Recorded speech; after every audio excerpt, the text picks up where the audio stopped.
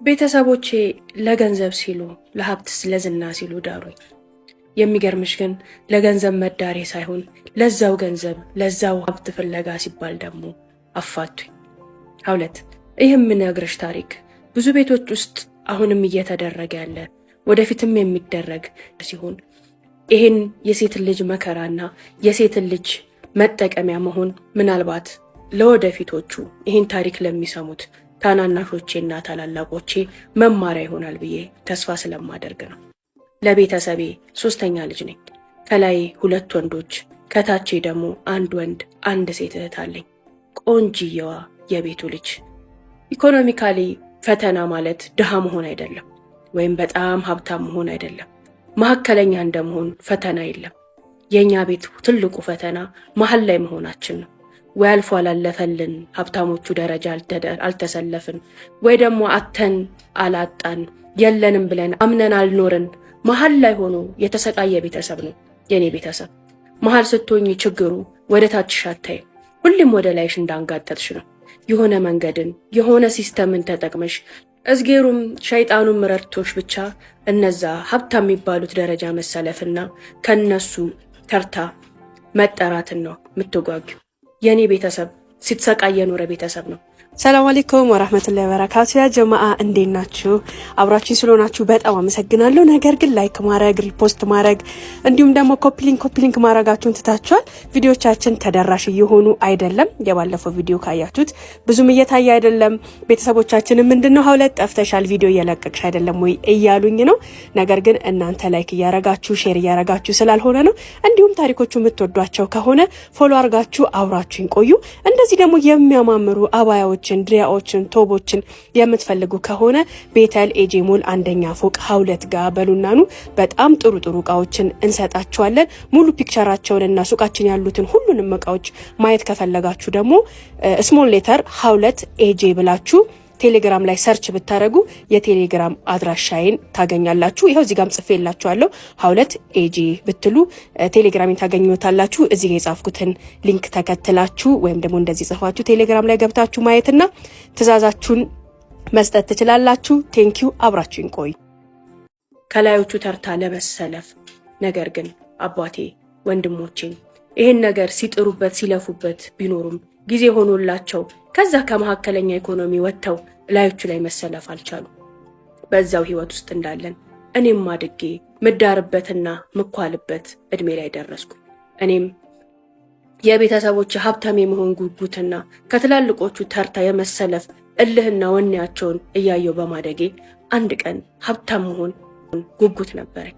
ያም ጉጉቴ በትምህርት ባይሳካ እንኳን ሀብታም ወንድ አግብቼ እኔም ሰርቼ ከሱ ጎን ሆኜ ምፈልግበት ደረጃ ላይ ቤተሰቦቼም የሚፈልጉበት ደረጃ ላይ እታያለው የሚል ትልቅ ወኔ ነበረኝ። ያን ሀብታም ወንድ ስመኝ ግን ዝም ብሎ ሀብታም ስለሆነ ህይወቴን አሳልፌ የምሰጠው ሰው ሳይሆን የምመኘው ፍቅር፣ የምመኘው ህይወት፣ የምመኘው ወንድ ነበር። አዎ ፈጣሪም የጉጉቴ ምኞትና ተስፋ ብቻ ሆኖ እንዳይቀር ውብ የሚባል መልክን፣ ውብ የሚባል አቋምና አማላ የምባል ሴት አርጎ ነው የፈጠረኝ። በጣም ቆንጆ ነኝ። ይህንን ስልሽ በማጋነን አይደለም። ያለ ማጋነን ማንም ሰው አይቶ ማንም ሰው አጠገብ ሆኖ ሊደነግጥልኝ ሊማረክልኝ የሚችል አይነት ሴት ነኝ። ይሄ ውበትና ማላይነቴ ደግሞ ፍላጎቴ ላይ እውነተኝነትንና አደርገዋለሁ፣ እችላለሁ፣ ምፈልገውን ሰው አገኘዋለሁ የሚል ወኔን አላብሶኝ 18ኛ ዓመቴ ላይ ደረስኩኝ። በትምህርቴ እምብዛም ነኝ። ትምህርት አልወድም። ትምህርት ለኔ የሆነ ተገድጄ ተገፍቼ ህግና ደንብ ሆኖ የምኖረው አንድ ቀን በፍጥነት አብቅቶ ከዛ ነገር ብገላገል ብዬ የምመኘው የልጅነት ህይወት ብቻ ነው።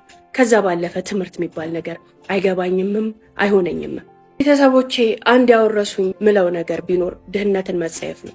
በሆነ መንገድ ብቻ ሀብት ማማ ላይ መሆን ከቤተሰቤ የወሰድኩት አንድ ጥሩ ነገር ነው ብዬ አስባለሁ። እናም ወንዶች ወደ እኔ ዙሪያ ሲሽከረከሩና በእኔ አጠገብ ሲያንዣብቡ መጀመሪያ አነጣጥሬ የማየው ባህሪያቸውን፣ ሃይማኖተኝነታቸውንና ስነ ምግባራቸውን ሳይሆን ሀብታቸውን ነው። ይሰራል፣ ምን አለው፣ ማን ነው፣ የማን ልጅ ነው እላለሁ። ያ የምን ጊዜም አቋሜ ነው። ያንን ካረጋገጥኩኝ በኋላ ነው ሌሎቹ ነገሮች የሚከተሉት። በእርግጥ ያ ሰው ምንም ሀብታም ቢሆን እኔም ወደውና እኔም ማፈቅረው ሰው ደግሞ መሆን አለበት ብዬ አምናለሁ። 18 ዓመት ከሞላኝ በኋላ እንደነገርኩሽ በቤተሰብም በዘመድም በጎረቤትም የሚያቀኝም የማያቀኝም ሰው ሁሉ እኔን ለማጨትና እኔን ለማግባት ቤታችን ይተም ጀመር። የቤተሰቦቼም እኔን ለመዳር የመጀመሪያው ትልቁ መስፈርታቸው ሀብትና ሀብት ነው። ገና ሲመጣ ማን ነው የማን ልጅ ነው ይባላል። ቀጣይ ነገር ብዙም ትኩረት አይሰጡትም ቤተሰቦቼ። ቀጣዮቹን ነገሮች ትኩረት የምሰጣቸው እኔ ነኝ። እስከ ዛሬ ድረስ ለእኔ ትዳር ብለው የመጡ ሰዎች በቤተሰቤ አይን ላይ ሲታዩ አላለፉ። ያላለፉበት ምክንያትም እኔን ማስተዳደር የሚችል አቅም አንሷቸው፣ ስራ ሳይኖራቸው፣ ገንዘብም ሳይኖራቸው፣ ባህሪና እውቀትም አንሷቸው ሳይሆን ቤተሰብ የሚፈልገው ለእኔ የሚታጨው ባል ከኔ ቤተሰብ ኢኮኖሚ በደንብ ከፍ ያለ ዝናውም ሀብቱም ከሱ አልፎ የኔንም ቤተሰብ ሀብትና ዝና ማማ ላይ የሚያወጣ መሆን አለበት ተብሎ ስለሚታመን የሚመጡት ሁሉ እኔም ተማክሬ እነሱም ተማክረው ይመልሷቸዋል። አንድም ሰው ቤተሰቤ አይን ላይ ሊገባ አልቻለም። እኔም ቅር አላለኝም። የመጡት ሁሉ እኔም አይን ላይ አልሞሉም ነበረ። የምፈልገውን ህይወት የማቅ ቢሆንም እንደዚህ ብዬ ግን ያፈቀርኩት የወደድኩት ባገባው ብዬ የምመኘው ሰው ህይወቴ ውስጥ አልነበረም። ስለዚህ ቤታችን ሁሉ የሚታሙት ወንዶችን አባቴ ሲጠላቸውና አይሆንም እያለ የኔን ትዳር አልቀበልም ሲል ፈጽሞ ቅር አላለኝም። በመጨረሻ ግን ይህ ዛሬው ባሌ መጣ። ይህ ሰው ሲመጣ መጀመሪያ ከቤተሰቦቼ በፊት የጠላሁት እኔ ነኝ። የጣልኩት ደግሞ በመልኩ ነው። ዘር ማንዘሩ በሀብት የበለጸገ ሰው ቢሆንም እኔ አይነ ላይ ግን የሚሞላና ለእኔ ልብም የሚሞላ ሰው አልነበረም። በቃ ሀውለት እኔ የምፈልገው ሰው ጭራሽ አይደለም። ስለዚህ ይሄን ሰውማ በፍጹም አላገባም ብዬ እኔ በወስንም የዚህ ሰው ጥያቄ ቤተሰቤ ጆሮ ላይ ሲደርስ ግን በልልታ በፌሽታ በሉት። እሱን እሺ ብለው ሽማግሌያቸውን ተቀብለው ለእኔ ኒካና ለእኔ ሰርግ ቀን ሲቆርጡ ማንም ሰው እኔን አላናገረኝም። ማንም ሰው የኔን ፍቃድ አልጠበቀም፣ የኔን ፍቃድ አልጠየቅም። አብሽር እሱ ከሆነማ እንዴት እንከለክለዋለን? እሱማ ከኛ እንዴት ያልፋል ተብሎ እልል ተብለው ተቀበሉት። እኔ የተነገረኝ ኒካሽ በዚህ ቀን ነው፣ ሰርግሽ በዚህ ቀን ነው ተብሎ ነው እንጂ ትፈልጊዋለሽ ወይ አትፈልጊውም ወይ አይተሽዋለሁ ወደሽዋል ወይ ማንም የጠየቀኝ የለም። እንኳን ፍላጎቴን እፈልጋለሁ አልፈልጋለሁም ልል ይቀርና የሰርጌንና የኒካዬን ቀን እንኳን እንድቆርጥ እድል አልተሰጠኝም። መቃወምማ የማይታሰብ ነው። ይሄ ነገር በጣም አናደደኝ። ለእናቴ ነገርኳት። ይሄን ሰው ያልወደድኩትም፣ የምትፈልጉትን አይነት ኢኮኖሚ ሊኖረው ይችላል፣ እኔ ግን ለእኔ የሚመጥን ሰው አይደለም።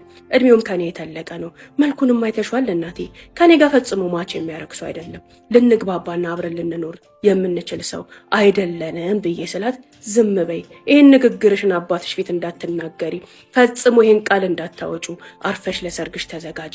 በጣም ትልቅ ቤተሰቦች ናቸው፣ በጣም ጥሩ ቤተሰቦች ናቸው። እኛ ላንቺ ስንመኝልሽ የነበረውን አይነት ቤተሰብ አግኝተናል። ምንም ወደኋላ የለም። ደግሞ የወንድ ልጅ መልክ ምንድን ነው? ደግሞ የወንድ ልጅ ውበት ምንድን ነው? ወንድ ልጅ ዋናው ወንድ ይሁን፣ ያስተዳድርሽ፣ ያኑርሽ፣ ባህሪው ይመር፣ ኢኮኖሚው ይመር እንጂ ላንቺ ጥላ ከለላ ይሆንሽ እንጂ ጭራሽ መልኩ ብለሽ መልክ ታማርጭልኝ ጀመር ብላ አፌን አሳዚያችኝ። እናቴ እንዲያለችኝ ይህን ነገር ለአባቴ ትንሽ ተቃውሞ እንኳን ባሰማ ምን እንደሚደርስብኝ ስላወቅኩኝ አፌን ሸብቤ ዝም አልኩ። በውስጤ ግን ይህን ትዳር የሚያቋርጠው ይህን ትዳር የሚያበላሸው የሆነ በዕላ የሆነ ነገር ላክልኝ ጌታ እያልኩኝ ቀን ተሌት ማንባት ጀመርኩ። ሀውለት ይህን ሰው ፈጽሞ ልወደው ፈጽሞ ልዋሃደው አብሬ ልኖረው ቀርቶ ለደቂቃ ምሳ ልበላው የምፈልገው አይነት ሰው አልነበረም። ከሀብቱ ውጭ ግን ቤተሰቦቼ አካልበው ለዚህ ሰው ሰጡኝ። ይህ ትዳር ሲመሰረት የተደሰተው ቤተሰቤ ነው። ሰርጋችን አለፈና ምሽት ሆነ። ያችን ምሽት እንደ ጭንቅ ስጠብቃትና ስፈራት ነው ያልኩት። በምን መንገድ በምን ሁኔታ ከዚህ ሰው ጋር አለመተኛ ትችላለሁ እያልኩኝ ሳስብ ነው ያልኩት። ማታውንም ወደ እኔ ሲጠጋ አብረን ማደር አንችልም፣ ፔሬድ ላይ ነኝ፣ ፔሬድም የሚቆየው ለ10 ቀን ነው አልኩት። እቺ ምክንያት ለ10 ቀን ብታተርፈኝም ከዛ ቀን በኋላ ግን ያሉት ቀናቶችን በምን መንገድ ላልፈው እንደምችል አላውቅም። ብቻ ከሱ ጋር መተኛት፣ እሱ እኔን መንካት፣ ከሱ አጠገብ መሆን እንደሆነ ነገር ነው የዘገነነኝ። የሚገርምሽ ግን ሀውለት ምሽቱን አብሮ ሊተኛ ሲመጣ ፔሬድ ላይ ነኝ አብሬ መተኛት አልችልም ባልኩበት አፌ ኢሻን ግን ፊት ለፊቱ ነበር የሰገድኩት። እየዋሸሁት መሆኑን በደንብ አውቋል። ነገር ግን ምንም አይነት ቃል አልተነፈሰም። ከተኛን በኋላ አጠገቡ ሆኜ በፍጹም እንቅልፍ ሊወስደኝ አልቻለም። እስከ ሌሊቱ 6 ሰዓት ስገላበጥ ከቆየሁኝ በኋላ ሌሊት 6 ሰዓት ላይ ተነስቼ ወደ ሳሎን ወጥቼ መጅልስ ላይ ተኛሁ። እማይደርስ የለም የ10 ቀን ለእኔ እንደ አንዲት ቀን በሩ ለሱ ደግሞ እንደ 10 ዓመት ረዝሞ ደረሰ። ይችን ቀን እንዴት ነው ማልፋት እያልኩኝ ቀኗን አስልቼ ብልሃት እየፈለግኩኝ ባመሽም ምሽቱን ግን እሱ ሌላ ሰው ሆኖ ተቀይሮ መጣ። ለወትሮ እኔ ተንኮለኛ፣ ኃይለኛ፣ ማንም የማይበግራት ሴት ነኝ ብዬ አስብ ነበረ። ነገር ግን ከኔ በላይ አውሬ፣ ከኔ በላይ ጨካኝ ሰው እንዳለ ያሳየኝ እሱ ነው። የዛለት ማታ በግድም በውድም ፊዳው አደረገኝ። ያቺ ቀን ነበረች የህይወቴ ከባዷ ጦርነትና ከባዷ ስቃይ የጀመረችው። አውሬ ሆኖ እማላቀው ሰው ሆኖ ከኔ በላይ ክፉ ሆኖ ሰፈረብኝ። በሰርጋችን ማግስት ጀምሮ ነበር ቤታችን በእንግዳ መጨናነቅ የጀመረው። በማግስቱ እህቶች መጥተው ሲያግዙኝ ዋሉ። ምሽቱን ግን ብቻዬን አልችልም፣ ሰራተኛ አምጣልኝ አልኩት።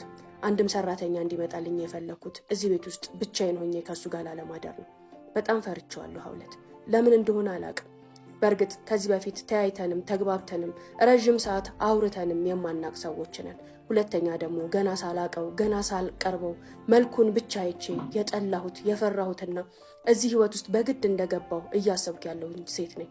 ስለዚህ ምንም ስራ አልሰራም፣ ሰው አምጣልኝ አልኩት። እሱም አላሳፈረኝም። በመነጋታው ከእናቱ ቤት ሰራተኞች አንዷን አመጣልኝ። ከባድ የሆነ እፎይታ ተሰማኝ።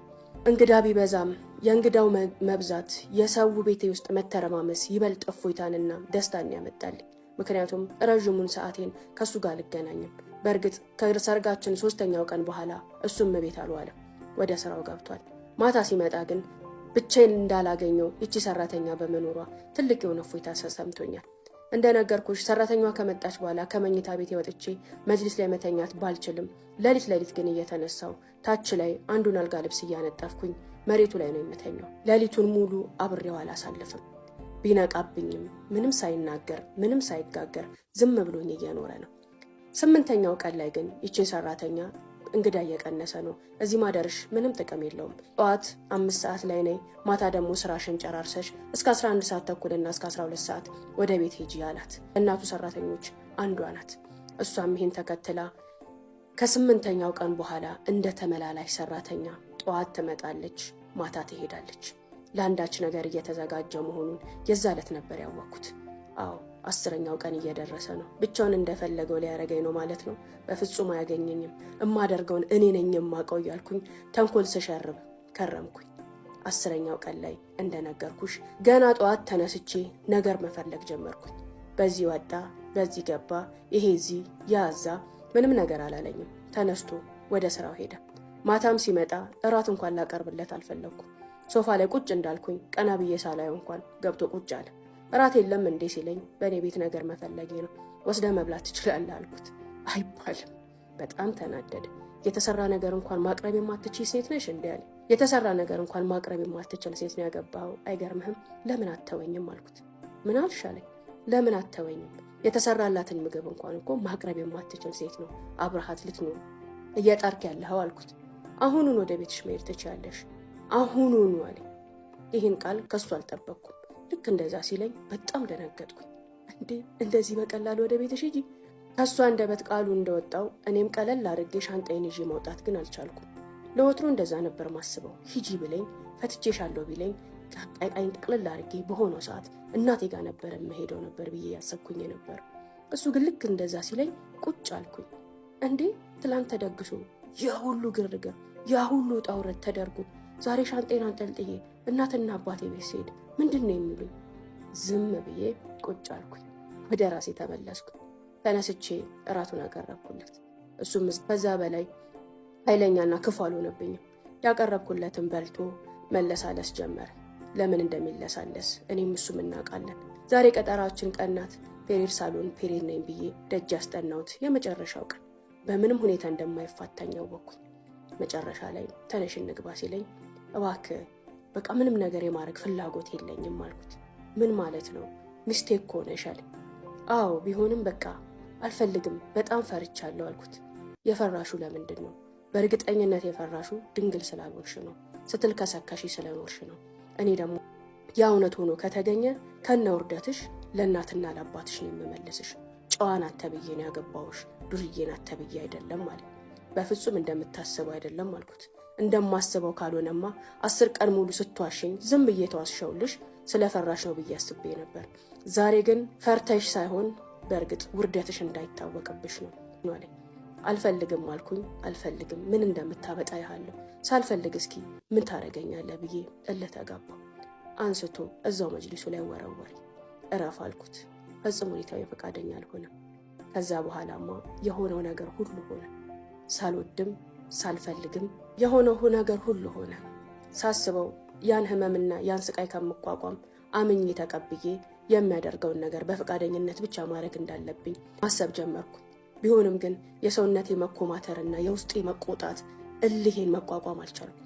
ዝም ብዬ ይታገለው ጀመር። ትግል ለሴት የፈለገ ብትሆን ከወንድ አይበልጥም ለካ። ወንድ ያ ወንድ ነው። ይጥልሻል፣ ያሸንፍሻል። አብሶ ደግሞ በእንደዚህ አይነት ሰዓት በእርግጥ መታገስ ካለበት በላይ ታግሷል። በዚህ መንገድ ካልሆነ በስተቀር እንደማልበገርለት ስላወቀ ማድረግ የሚፈልገውን በራሱ ፍቃድ፣ በራሱ ጉጉት፣ በራሱ ምኞት አደረገ። የኔና የሱ ትዳር ግን የዛች ዕለት ተበላሸ። አውለት ከዛች ቀን ጀምሮ የአልጋ ላይ ህይወታችን እንደዛው ቀጠለ። እኔም እልሄ ሳይለቀኝ ሁሌ እንደታገልኩት፣ ሰውነቴ እንደተሸማቀቀ፣ ጥላቻዬ እንደበረታ፣ እሱም እልሄን ያስጨረሰኝ ይመስል እልሁን እየተወጣብኝ ስቃዬ፣ ህመሜ ቅንጣት ታክል ምንም ሳይመስለው በፈለገ ሰዓትና በፈለገ ጊዜ ሁሉ እንደ መብቱ እንደ ዕቃው ተጠቀመብኝ። ራሴን ጠላሁት። መልኬን፣ ሰውነቴን፣ መፈጠሬን፣ ሴትነቴን፣ ሁሉ ነገሬን ጠላሁት። መሞት አማረኝ። ማይክራፎን ይዤ አደባባይ ለአደባባይ ብለፋው ደስ ይለኝ ነበር። መናገር አማረኝ። ማውራት አማረኝ። ባሌ ሳልፈልግ እንደፈለገ እየሆነብኝ ነው። እኔ እሱ ዕቃ ነኝ እንዴ? እኔ እሱ መጫወቻ አሻንጉሊት ነኝ እንዴ? ፍላጎቴ አይጠበቅልኝም? ትዳር የሚባል ነገር ላይ እጄን ስለሰጠው ብቻ ወንድ እንደፈለገ ሆኖ የኔ ሰውነት ላይ እንደፈለገ ማድረግ ይችላል እያልኩኝ ለሚያልፈው፣ ለሚያገድመው፣ ለሚመጣው፣ ለሚሄደው ሁሉ መጠየቅ ፈለግኩ። ማውራት ፈለግኩኝ። እውነት ትዳር የሚባል ሰንሰለት ውስጥ ስለታጠርኩኝ እንደፈለገ ሊጠቀምብኝ ይችላል ማለት ነው? ግን ለማን ልንገር? ለማን ላውራው? ለእናቴ፣ ለእህቴ ለምን ይሉኛል? ለምን ይታገልሻል? ለምን ያስገድድሻል? ሚስቱ አይደለሽ እንዴ? ሴቱ አይደለሽ እንዴ? የሚል ጥያቄ ይመጣል። ለዛ ጥያቄ ምንድን ነው መልሴ? አልፈልገውም፣ አልወደውም፣ ለምን አገባሹ የሚል ጥያቄ ደግሞ ይከተላል። ቤተሰቦች አስገድደውኝ፣ አንቺ አስገድደሽኝ፣ አንተ አስገድደህኝ እያልኩኝ እናትና አባቴ ፊት ቁጭ ብዬ እሟገታለሁ፣ እካሰሳለሁ። ግራ የሚያጋባ ነገር ሆነብኝ። ይህን ወሬ ለማንም ሰው ማውራት የሚያመጣው ጥያቄና የሚመዘው ክር ዞሮ ዞሮ ራሴን የሚተበትብ ነው። ለምን አገባሹ ካልወደድሽው? ለምን አብረሹ ኖርሽ? ለምን ሚስቱ ሆንሽ እንጂ ለምን ያለ ፍላጎትሽ ይደረግብሻል ሊለኝ የሚችል የትኛውም ዳኛ፣ የትኛውም ሰው እንደማይኖር እርግጠኛ ስሆን ለወሬም የማይመች ነገር መሆኑን አምኜ ዝም ብዬ ውስጤን እየተብሰለሰልኩኝ ቁጭ አልኩኝ። እኔና እሱ መሃል ግን ሰላም የሚባል ነገር፣ መከባበር የሚባል ነገር፣ መረጋጋት የሚባል ነገር ጠፋ። እኔም ሳየው ልክ እንደ ሰይጣን፣ እንደ አጥቂ፣ እንደ ገዳይ፣ አንድ መጥፎ አውሬ ሰው እቀበለዋለሁ።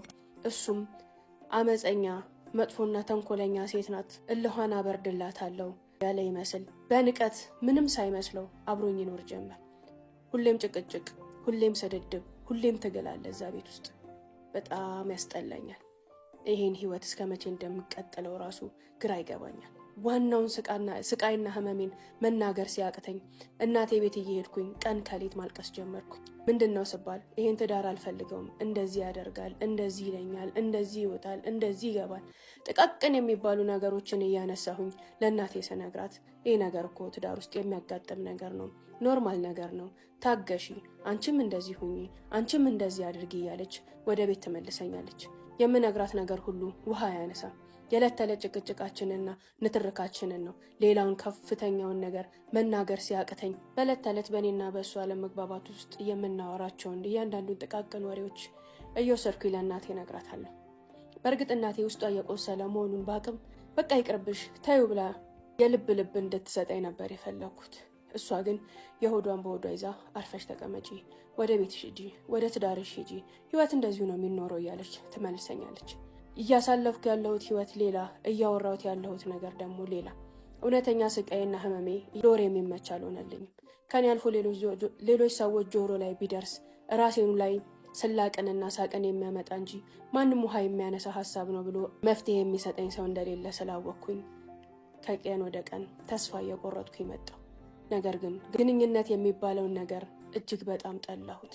ሰውነቴን ነፃ ባረገውም ሰውነቴን ለቀቅ ባረገውም በፈለገኝ ሰዓት እንደ ድሮ ትግልና ስድብ ውስጥ ሳልገባ ተጎትቼ ቢሄድለትም እኔ ጋር ግን ምንም አይነት ፍላጎትና ምንም አይነት ስሜት አልነበረውም። ሁሌም ህመም ብቻ። በትዳር ውስጥ መደፈር አለ። አዎ እኔ ትዳር ውስጥ ሆኜ እየተደፈርኩኝ 6 ወራትን አሳለፍኩኝ። በእነዛ 6 ወራት ውስጥ ሴት ልጅ ስለፈለገች ወይም ደስተኛ ሆና ግንኙነት ስላደረገች አይደለም የምታረግዘው። አረገዝኩኝ። እርግዝናዬን ያወቅኩት በ2ኛው ወር ነበረ። በጣም እታመም ጀመር። እሱም ምን እንደነካው አላቅም። የዛን ሰሞን ላይ ጭራሽ ከነመፈጠሪም ተወኝ። እፎይታ ተሰማኝ። እንኳንም ተገላገልኩክ፣ እንኳንም ተውከኝ። እርግዝና ወቅት ላይ ሆኜ ያለ ፍላጎቴ በማደርገው ነገር ከፍተኛ ስቃይ እየተሰማኝ ነበረ። ሐኪም ቤት ሄጄ ሁኔታውን ሳረጋግጥ እርጉዝ መሆኔ ተነገረኝ። ደስም አላለኝም፣ አልከፋኝም። ብቻ በቃ ባርነት ውስጥ እንደገባው አሰብኩኝ። ባሪያ ሆኛለሁ። ከዛ በኋላ ያ ያለ ፍላጎቴ የሚደረገው ነገር ሙሉ ለሙሉ ቢቀርም እኔና በሱ መሀል ያለው ቁርሾ ግን እየተጋነነ ሄደ። ምንም ነገር የማያግባባን፣ ሁሉ ነገር የሚያጨቃጭቀን፣ በውሃ ቀጠነ የምንጎረባበጥ ደባሎች ሆነን ባልና ሚስት ሳንሆን ሲገባል ይወጣል ከነመፈጠሬም ቼክ አያረገኝም። ጭራሽ ረሳኝ። እርግዝናዬ እየገፋ ሲመጣ ግን ስለ ትዳር ማሰብ፣ ስለ ህይወት ማሰብ፣ ስለ ልጄ ማሰብ ጀመርኩ። ያኔም ይሄ ትዳር ለእኔ የተሰጠኝ የመጀመሪያውም የመጨረሻውም ነገር ነው። እንደዚህ በመሆን የማተርፈውም የማስተካከለውም ነገር የለም። ይሄ ልጅ ከመጣ አባትም እናትም ያስፈልገዋል።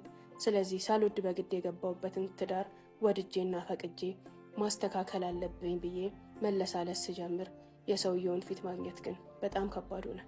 ከዕለት ወደ ዕለት ፊት እየነሳኝ እየሸሸኝ መጣ። ጭራሽ እቤት መምጣቱን እያቆመ እስከ መምጣት ደረጃ ደረሰ። በሳምንት 3 እና 4 ቀን ብቻ መጥቶ ማደርን ጀመረ። ሌላውን ቀን የት ይዋል የት ይደር ምንም የማውቀው ነገር የለም። የምበላው የምጠጣው ምንም አይጎልብኝም። ከዛ ውጭ ግን ፈጽሞ ቼክ አያረገኝም። ለኔ ንግግር፣ ለኔ ወሬ፣ ለኔ ስሜት ምንም አይነት ቦታ እስከማይሰጥ ድረስ ኢግኖር አደረገኝ። የሆነ ቀን ላይ ቁጭ አድርጌ ያወራሁት እርጉዝ መሆኔን ታውቃለህ አልኩት። ደነገጠ። ምን አልሻለኝ። እርጉዝ ነኝ ስለው በጣም የተለየ ስሜት አየሁበት ፊቱ ላይ። የሚገርምሽ ነገር እርግዝና የ6 ወር እስኪሞላው ድረስ እርጉዝ መሆኔን እንኳን አያውቅም።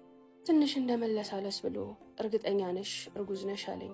አዎ እርጉዝ ነኝ፣ ከፈለክ ዛሬ ቼካፔ ነው አብረን እንሄድ አልኩት። እሺ ብሎ ወደ ሕክምና ጣቢያ ሄደ። ሐኪም ቤት ስንደርስ ጾታውን ማወቅ ፈለገ። ጾታው ወንድ መሆኑ ተነገረው። በጣም ደስ አለው። ከዛ ጊዜ በኋላ እኔና እሱ የሆነ መግባባት፣ የሆነ መናበብ፣ የሆነ መነጋገር ብንጀምርም ቁርሾአችን ግን ያው ቁርሾ ሆኗል ይመስለኛል። እሱም የጀመረው የሆነ መንገድ ነበረ። ማታ ማታ ከስልኩ አይለያይም። ያ ነገር አንድ ጥርጣሬን ፈጠረብኝ። ጥርጣሬም ውሸት አልነበረም። ሌላ ሴት ህይወቱ ላይ እየመጣች ነበር። የሚገርምሽ ሐውልት የተወሰነ ተግባብተን መኖር ብንጀምርም ለሱ ምንም አይነት ፍቅርም መውደድም የሚባል ስሜት አልነበረኝ። ከሌላ ሴት ጋር የሆነ ነገር መጀመሩን ሳቅ ግን መቅናት፣ መቃጠል፣ መናደድ ጀመርኩ። ለምን እንደሆነ አላውቅም። የማላውቀው ስሜት ይሰማኝ ጀመር። ይህን ነገር እያየው ዝም ብዬ ተቋቁሜ መቀጠል አልቻልኩም። ባሌ አይደል እንዴ? የኔ አይደል እንዴ? ውጭ እየተልከሰከሰ ዝም ልለው ነው? ከሌላ ሴት ጋር እንደዚህ እየሆነ ዝም ልለው ነው? እንዴት ቢያስበኝ ነው? እንዴት ቢንቀኝ ነው እያልኩኝ ሌላ ስሜት ውስጥ ገባ። ዞር ብዬ ሳስብ ደግሞ ሁሉ ነገር የራሴ ጥፋት መሆኑ ይሰማኛል። በእርግጥም እርግፍ አድርጎ ነገር አለሙን የተወው ውጭ የጀመረው ነገር ስለነበረ ነው። ወደዛም የገፋሁት በቀጥታ የሚሆን በተዘዋዋሪ ደግሞ እኔው ነኝ። ነገር ግን ቅናቱን፣ ቁጣውን መቋቋም አልቻልኩም። ማንም የጣለውን ሲያነሱበት አይወድም የሚባለው እውነት ነው። ሌላ ሴት ህይወት ውስጥ እንዳለች ሳቅ፣ ከሌላ ሴት ጋር መገናኘት፣ ማውራት፣ መውጣት፣ መግባት መጀመሩን ሳቅ፣ ፍቅር ይሁን እልህ ይሁን ቁጣ ይሁን የኔነት ስሜቴ ገንፍሎ ወጥቶ ድጋሚ ሌላ ቶፒክ፣ ሌላ ኢሹ ደግሞ ቤቴ ውስጥ በዛ ተከፈተ። ከሌላ ሴት ጋር ግንኙነት እንዳለው በደንብ አረጋገጥኩኝ። እኔ እንዳወቅኩኝ እሱም አውቋል። ማወቄን ቢያቅም ፊት ለፊቴ እንደፈለገ ቢጻጻፍ፣ እንደፈለገ ቢያወራ፣ እንደፈለገ እያደረ ቢመጣም ምንም አልመሰለው።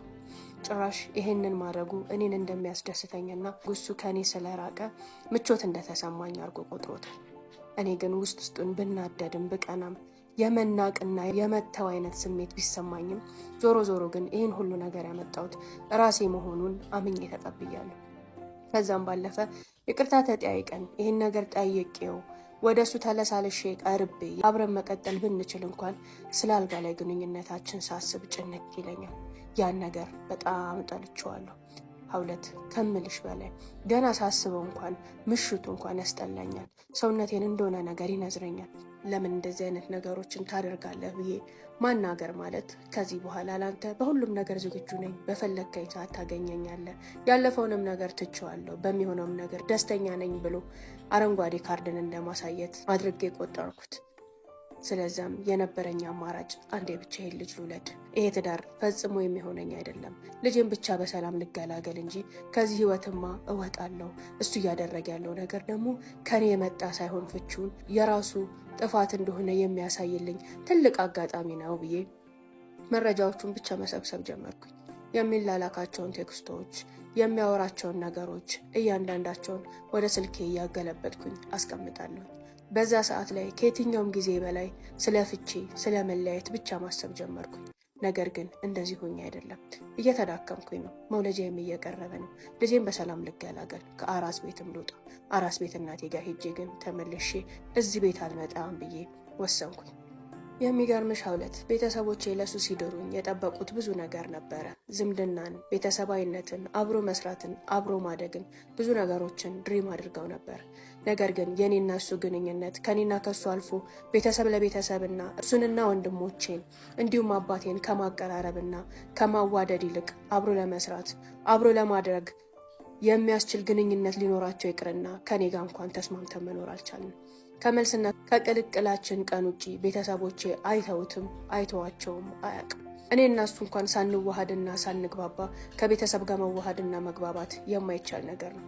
ቤተሰቦቼም ምንም ነገር እንዳሰቡት ሆኖ አላገኙትም።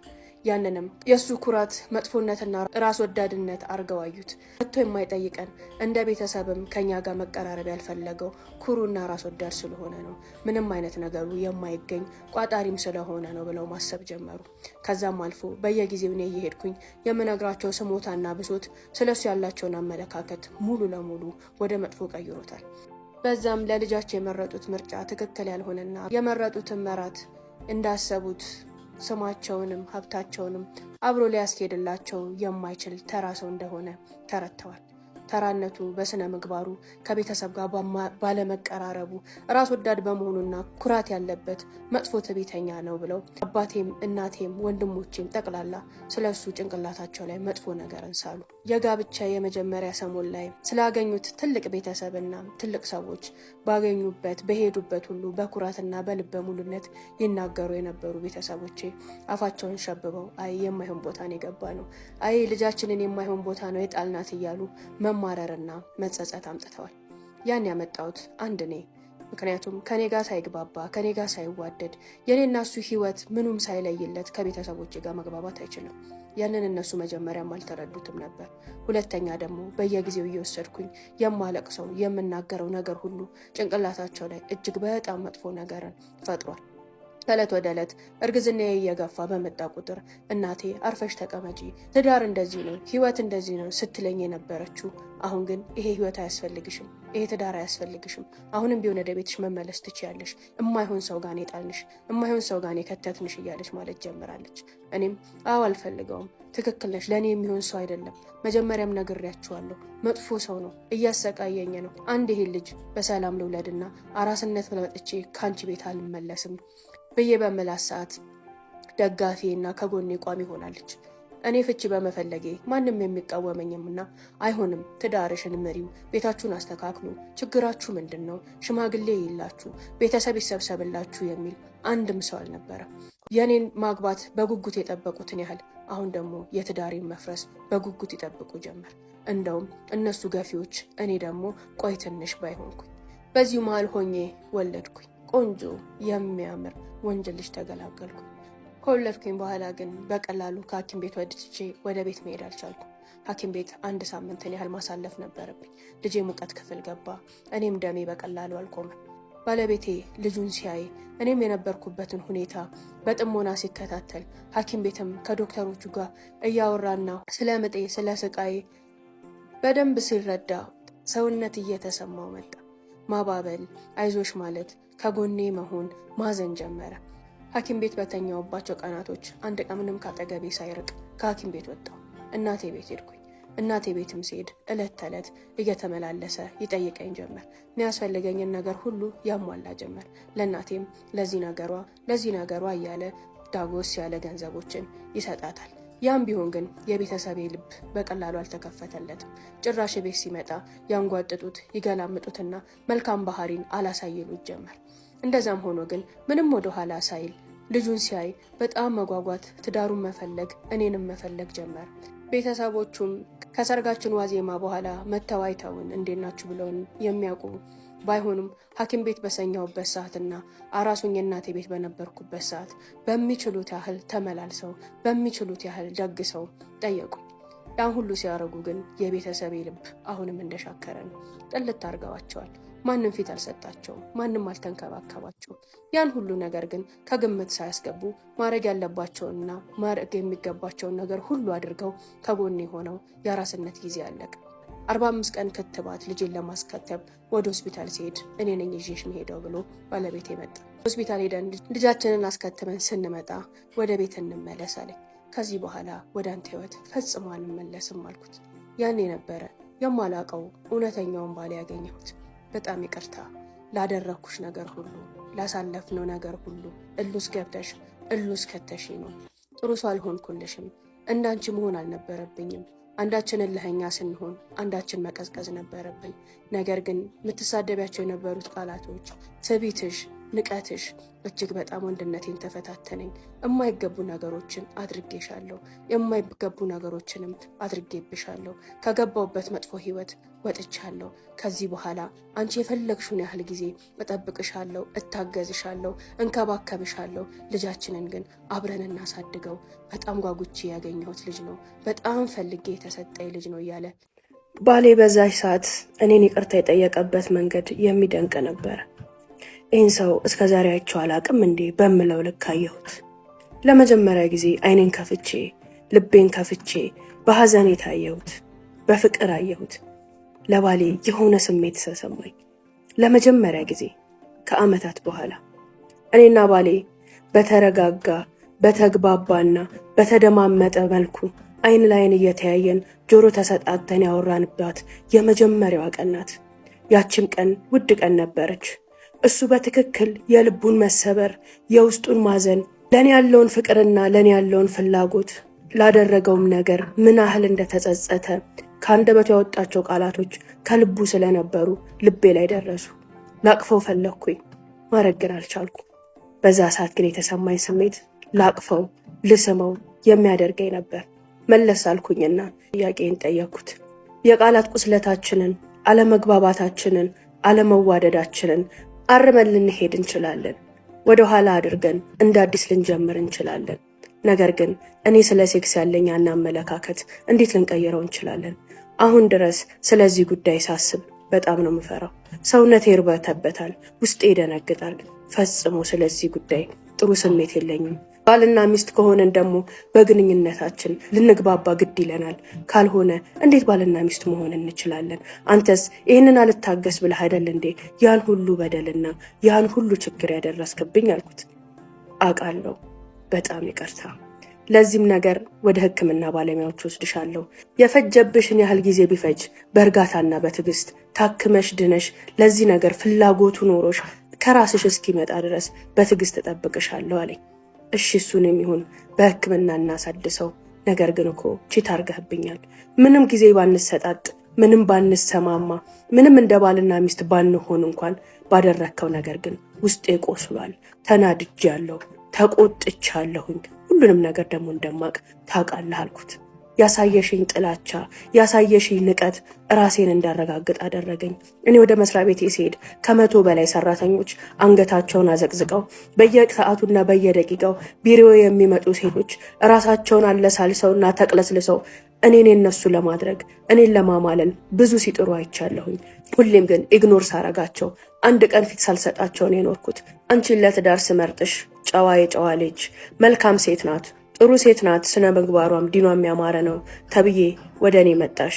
ካንቺ ያገኘሁት ጥላቻና ካንቺ የተዘነዘረብኝ ንቀት ግን ወደ ማለቋቋመው እልህ ውስጥ አስገባኝ። እውነት ምወደድ ሰው አይደለሁም፣ እውነት ምፈለግ ሰው አይደለሁም የሚለውን ስሜቴን ማረጋገጥ ፈለግኩኝ። ያም ነው ትክክል ወዳልሆነው መንገድ የመራኝ። እውነት ለመናገር እነዚህ ዓመታቶች በምን አይነት መንፈስ ውስጥ በምን አይነት ንዴትና ስሜት ውስጥ እንደነበርኩ በፍጹም አላውቀውም። እኔ አልነበርኩም። ውስጤ ላይ ሌላ ባዕድ ነገር አብሮኝ ይንቀሳቀስ ነበር። እገኝባቸዋለሁ ማለላቸው ቦታዎች ላይ ተገኝቻለሁ። አሳልፋለሁ ብዬ አስቤ የማላውቀውን ህይወት አሳልፌያለሁ። በትዳሬ ውስጥ እሆነዋለሁ ብዬ እማልገምተውን ሰው ሆኜ ራሴን አግኝቼዋለሁ። አሁን ግን ተመልሻለሁ። በቃ እኔ አልነበርኩም። አሁን እያወራሽ ያለሹ ትክክለኛውን እነቴን ነው። ከዚህ በፊት ግን ያገኘሹ የሆነ ነገር የተጸናወተው በሆነ ነገር ውስጥ እያለፈ የነበረ በቁጣና በልህ ይነዳ የነበረ የሆነን ሰውዬ ነው አለኝ። እውነቱን ነበረ። የዛሬው ሰውዬና በፊት አብሬ የነበርኩት ሰውዬ ጭራሽ አይገናኙም። በዛች ሰዓትና በዛች ደቂቃ ውስጥ እሺ ብዬው ተከትዬው ወደ ቤቴ መሄድ ፈልጌ ነበር። ነገር ግን አሁንም ቢሆን ልቤ እዚህ ትዳር ላይ እርፍ አላለልኝም፣ እርግት አላለልኝም። ነገ አንድ ነገር ተፈጥሮ ዞሮ የሚሄድባቸው እምገባባቸው ቤተሰቦቼ ናቸው። ሁሉንም ነገር እነሱ ማወቅ አለባቸው ብዬ አሰብኩኝ። የሚገርምሽ ነገር ሀውለት የዛ ዕለት ከቤት ስወጣ ከቤተሰቦቼ ጋር ተነጋግሬ የወጣሁት አንድ ነገር ስለ ፍቺው ነግሬው እንደምመጣ ነው የሚጠብቁት። ያንን ዶልተን አውርተን ወሮቹን ሙሉ በዚህ ጉዳይ ላይ ተወያይተን ጨርሰናል ከቤተሰቦቼ ጋር በፍቺ። አዎ ዛሬ ስንገናኝ አሳውቂው ውሳኔውን ይወስን ብለው ነበር ከቤት የወጣሁት። እዚህ ጋር ስመጣ ግን የሆነው ነገር ሌላ ተገላቢጦሽ። ባሌን ለመጀመሪያ ጊዜ አይቼው፣ ለመጀመሪያ ጊዜ ተረድቼው፣ ለመጀመሪያ ጊዜ ወድጄው ወደ ቤት የተመለስኩ። ቀናት ስጠኝ ላስብበትና እነግርሃለሁ አልኩት። እሺ አለኝ። እቤት ስገባ ሙሉ ቤተሰቤ ስፍስፍ ብሎ ጆሮው ቆሞ አፉ ተከፍቶ ጠበቀኝ። የፍቹን ዜና ሊሰሙ የጸባችንን ዜና ሊሰሙ ስፍስፍ ብለው ነበረ። ሳያቸው እምላቸው ግራ ገባኝ። እንድፋታ እንደሚፈልጉ ባቅም በዚህ ደረጃ ግን ፍቼን የፈለጉት በዚህ ደረጃ የጠበቅኩት አልመሰለኝም ነበረ። ስለዚህ ትንሽ ቢናደዱብኝም ትንሽ ቅር ቢላቸውም ይረዱኛል። ትዳሬ ላይ መመለሴን ትዳሬ ሁለተኛ እድል መስጠቴን ይወዱታል ብዬ አስቤ ነበር። እንደገባው ነገርኳቸው። የሆነውን የተፈጠረውን ያለኝን ይቅርታ እንዴት እንደጠየቀኝ ነገሮችን እንዴት ለማስተካከል ቃል እንደገባልኝ ስነግራቸው ተንሰፍስፎ የነበረው ስሜታቸው ኩምሽሽ ሲል ተሰማኝ። እና አንቺስ ምን አልሽው አሉኝ። ከቤተሰቤ ጋር ልማከር፣ 1 ሳምንት ስጠኝ ላስብበት ብየዋለሁ ስላቸው ሁሉም አጉረመረመ። በፍጹም አይሆንም፣ በፍጹም ከዚህ ሰው ጋር አትኖሪም፣ በፍጹም እያሉ ውሳኔ ቁርጥና ቁርጥ እንዲሆን ከፍቺ ውጪ ከዚህ ሰው ጋር መኖር ምንም ምርጫ የሌለው አማራጭ እንደሆነ አሳሰቡኝ። አንቺ ቆንጆ ነሽ፣ አሁን ምን እንደምትመስይ አታዩም? ብርቱካን ነው የምትመስዩ።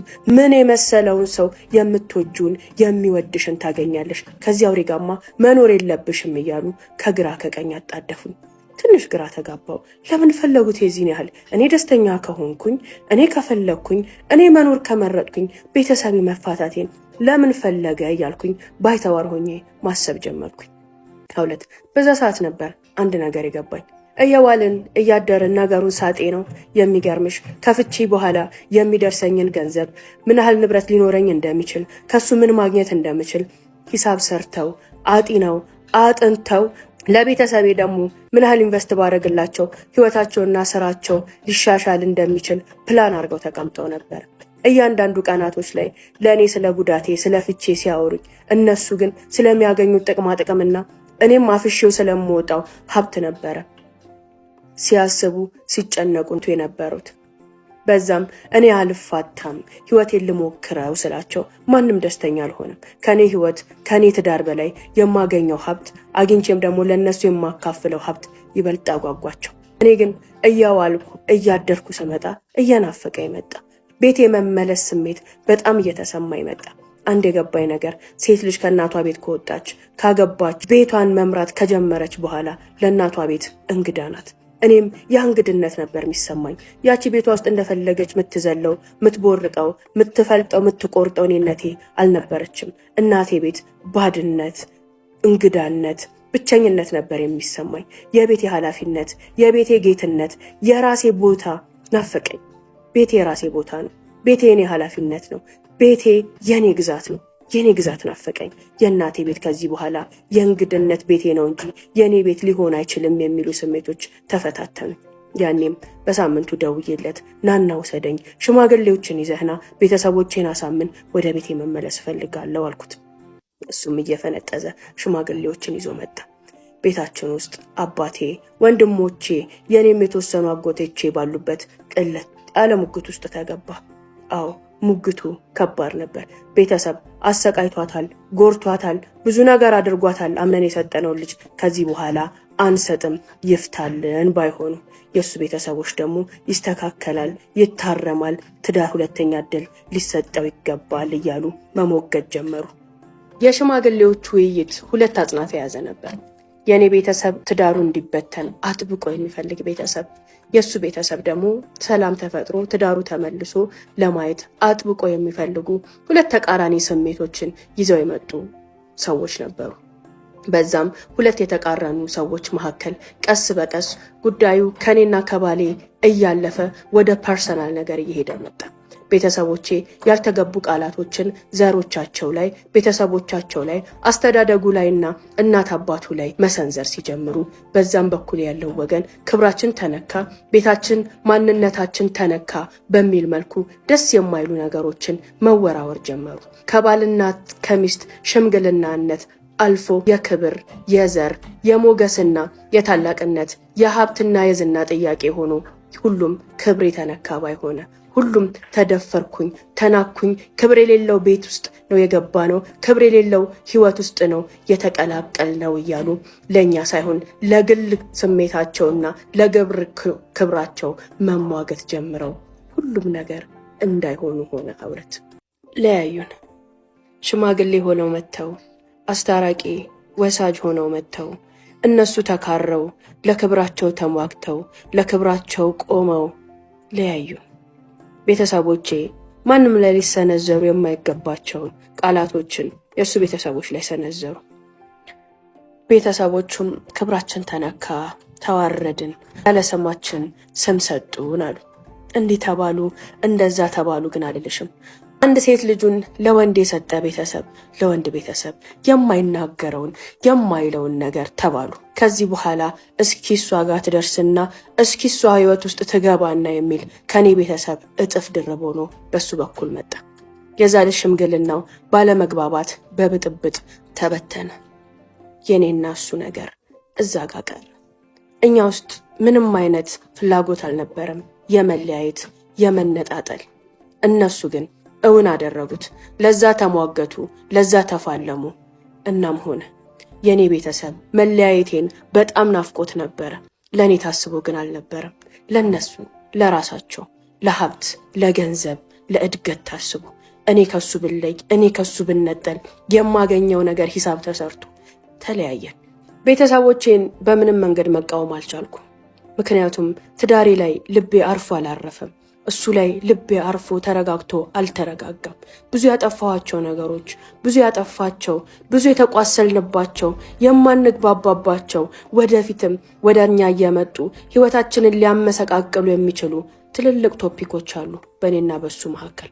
ስለዚህ ቤተሰቤን አምጬ አልፈልግም ብዬ ወደ ትዳሬ እንድመለስ የሚያደርገኝ ምንም አይነት ጥሩ ምክንያት አላገኘሁም። እሱም ቢሆን በቤተሰቦቹ እየመጣበት ያለው ነገር ገፍቶ መጥቶ እንዲለምነኝ እንዲጎተጉተኝና ይዞኝ እንዲሄድ አላደረገውም። ብቻ በስልክ እየተገናኘን እኔ እኮ ፈልግሻለሁ፣ እኔም በሆን ለትዳሬ ፍላጎት አለኝ ከመባባል ውጪ ደፍረን አንድ እርምጃ መሄድን አልቻልንም።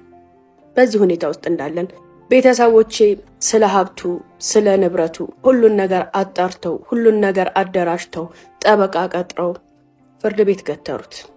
ይህንንም አልፈልግም ነበር። ማንም ግን እኔን እያማከረኝ አልነበረም። ልክ እንደ አሻንጉሊት አሁንም ሳገባም አርፈሽ ተቀመጭ፣ አሁንም አርፈሽ ተቀመጭ ሆነ።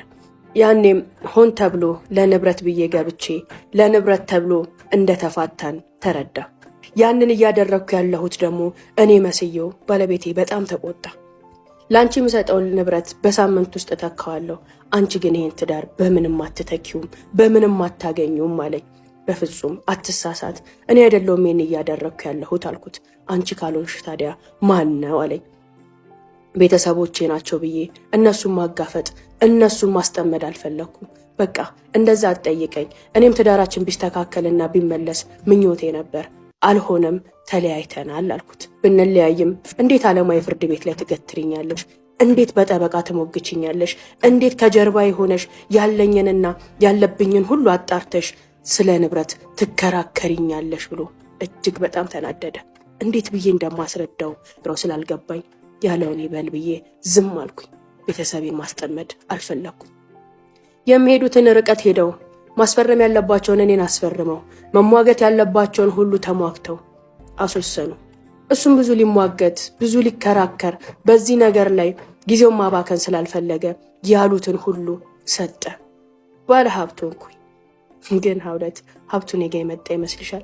ውሳኔው የተወሰነና ንብረቴም የተሰጠኝ ቀን ቤታችን ድግስ ሆነ። በጣም ተደሰቱ። በአሸናፊነታቸው ባገኙት ነገር ባሳኩት ነገር ሁሉም ሰው ደስታ በደስታ ፌሽታ በፌሽታ ሆነ። የዛ ዕለት እኔ ከልጄ ጋር መኝታ ቤቴ ሆኜ ምርር ብዬ አለቀስኩ። እማልወደውም እማልፈልገውም ትዳር ቢሆን ለሁለተኛ ጊዜ እድሉን ማግኘት ፈልጌ ነበር። ለሁለተኛ ጊዜ መሞከር ፈልጌ ነበር። የመጣው ተገኘ የተባለው ነገር ሁሉ ምንም ትርጉም አጣብኝ።